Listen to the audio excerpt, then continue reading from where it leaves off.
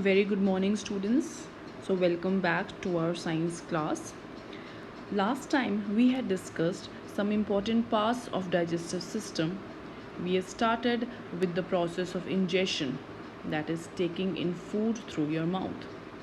Then we had started how digestion starts through your mouth.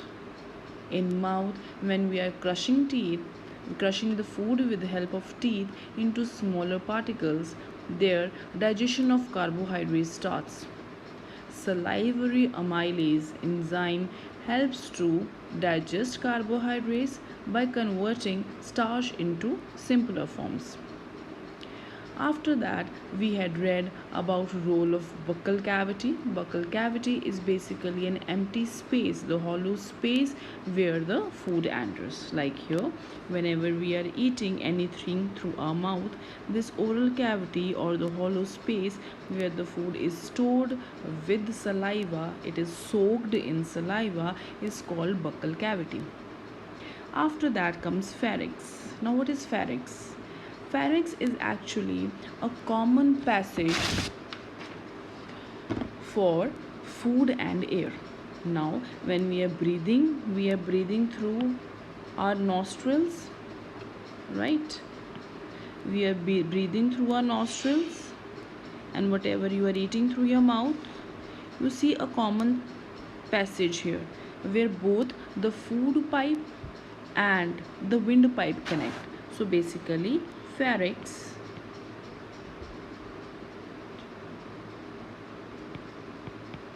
is common passage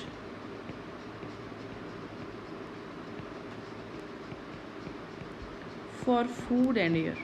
For food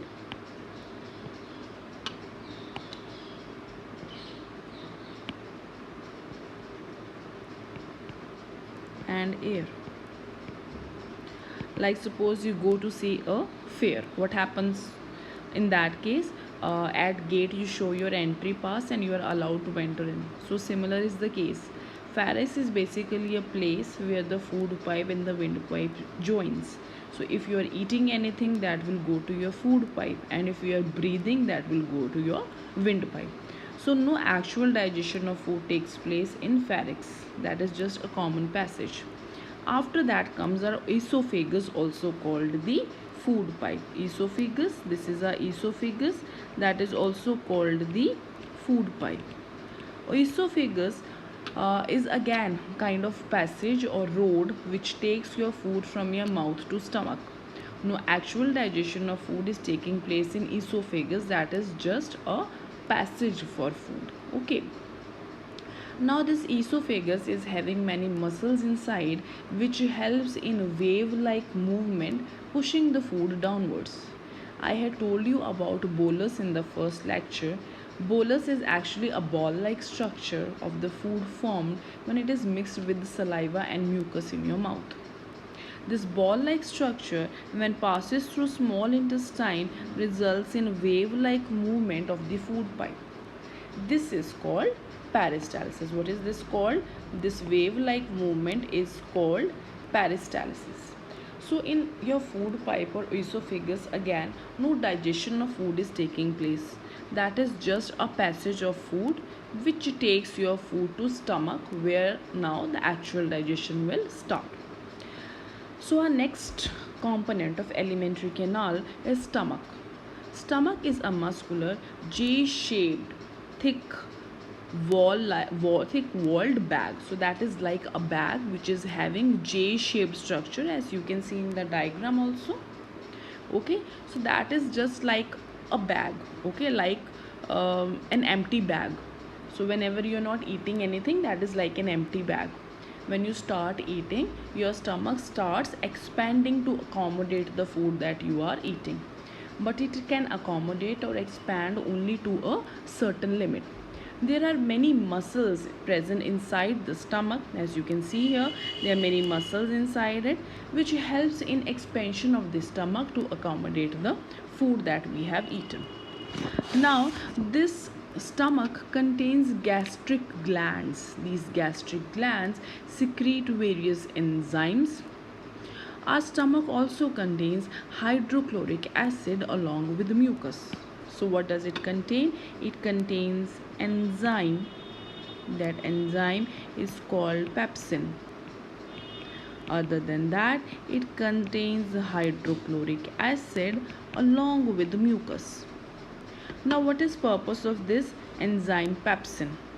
Pepsin helps in breaking down the protein in your food into smaller components or simpler forms which can be digested easily.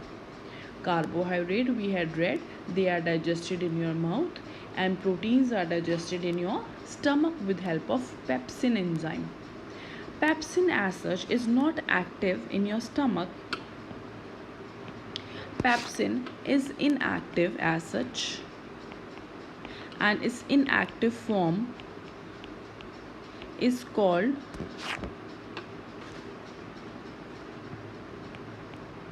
pepsinogen.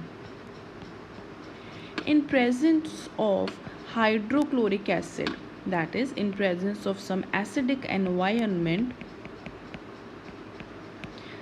this pepsinogen gets converted into pepsin, which is active, means which can act on the food. So this pepsin helps in converting complex protein into simpler substances. So the simpler substances can be easily digested by our body. We cannot digest food in the form in which we eat it. So that is why we break down into smaller substances. Now what is purpose of HCl or hydrochloric acid? That is an acid which helps to kill germs or bacteria which may be present in our food. If we are eating any food particle which is contaminated, so hydrochloric acid helps you to get rid of that. Other than that, it activates pepsin enzyme. So hydrochloric acid is very important as it helps in digestion. After that is mucus. Mucus is like a slimy substance which is present in your stomach. Okay, if this is our stomach, there is a lining. There is a lining of this mucus inside our stomach. What is the purpose of mucus? This mucus is a slimy substance which provides protection. It provides protection to stomach. Protection from what? We know that there are good amount of acids present inside our stomach. So if the mucus lining is not there, your stomach itself can get digested. Okay, that acid is at least that much strong that can digest your stomach itself. So to protect the stomach, this inner lining mucus is very much required. Okay, so this is all about stomach. We have read about role of pepsin enzyme, hydrochloric acid and mucus. So stomach is a place where proteins are digested by action of pepsin enzyme. Sometimes we say that we are feeling acidic or I have pain in my stomach. What is the reason for that? That is too much amount of acid present in your stomach. Like if we eat outside or if we eat too much oily food, that can result in more amount of acid in the stomach. So to neutralize that, what do? We take antacid tablets, okay, which helps to neutralize the effect of these acids.